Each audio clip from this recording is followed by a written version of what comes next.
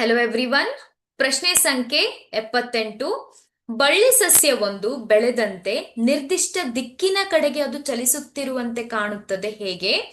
ಪ್ರಾಣಿಗಳಲ್ಲಿ ರಾಸಾಯನಿಕ ಸಂವಹನದ ಅಗತ್ಯವನ್ನ ವಿವರಿಸಿ.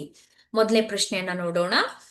ನೋಡಿ, ಒಂದು ಸ್ಪರ್ಶಕ್ಕೆ ಅಂದ್ರೆ ಸ್ಪರ್ಶಾನುವರ್ತನೆ, ಬಳ್ಳಿ ಸಸ್ಯಗಳ ಕುಡಿಗಳು ಒಂದು ಆಧಾರದ ಸಂಪರ್ಕಕ್ಕೆ ಬಂದಾಗ ಇದರ ಸುತ್ತ ಸುತ್ತಿಕೊಳ್ಳುತ್ತದೆ ಮತ್ತೆ ವೇಗವಾಗಿ ಬೆಳೆಯುತ್ತೆ ಅಲ್ವಾ. ಒಂದು ಬಳ್ಳಿ ಸಸ್ಯಗಳು ಏನಾಗತ್ತೆ, ಒಂದು ಆಧಾರದ ಸಂಪರ್ಕಕ್ಕೆ ಬಂದಾಗ ಏನಾಗತ್ತೆ, ಅದರ ಸುತ್ತ ವೇಗವಾಗಿ ಬೆಳೆಯುತ್ತೆ.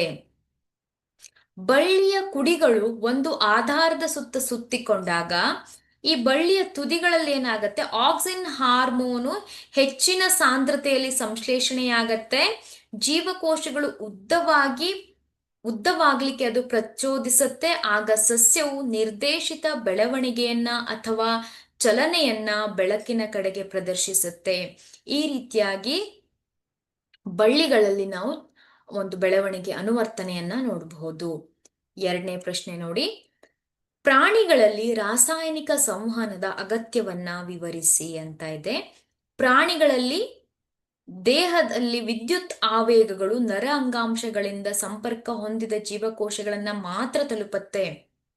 ಈ ನರಕೋಶಗಳೇನಾಗತ್ತೆ, ಕೆಲವೊಂದು ಜೀವಕೋಶಗಳಿಗೆ ಮಾತ್ರ ಅವೇನಾಗಿರುತ್ತೆ, ಹೊಂದಿಕೊಂಡಿರುತ್ತೆ. ಆದ್ರೆ ಪ್ರತಿಯೊಂದು ಜೀವಕೋಶಗಳನ್ನ ಅವು ಸಂಪರ್ಕಿಸೋದಿಲ್ಲ. ನರಕೋಶಗಳು ನಿರಂತರವಾಗಿ ವಿದ್ಯುತ್ ಆವೇಗಗಳನ್ನ ಸೃಷ್ಟಿಸಿ ಸಂವಹನ ಸಾಧಿಸ್ಲಿಕ್ಕೆ ಸಾಧ್ಯ ಇಲ್ಲ.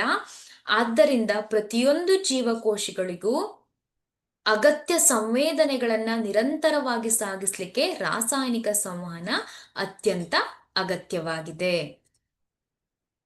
Thank you.